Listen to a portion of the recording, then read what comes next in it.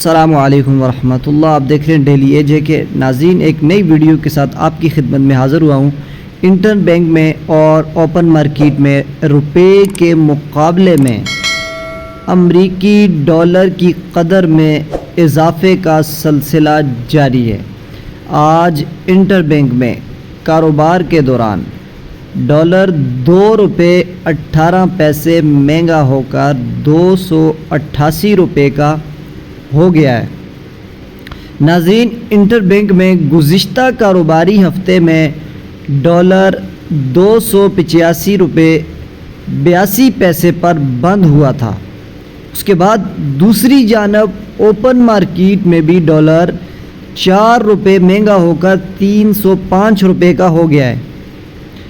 ناظرین، ایک ہفتے میں اوپن مارکیٹ میں ڈالر 12 روپے مہنگا ہو گیا۔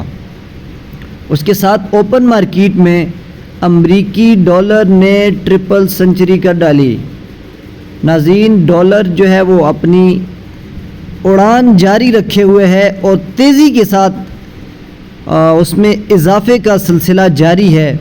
یہ تھی خبر۔ اس طرح کی ویڈیوز اور نیوز دیکھنے کے لیے ہمارے ڈیلی اے جے کے چینل کو ضرور سبسکرائب کیجئے تاکہ اس طرح کی بہترین ویڈیوز سب سے پہلے ہمارے چینل پر آپ دیکھ سکیں۔ السلام علیکم ورحمۃ اللہ وبرکاتہ۔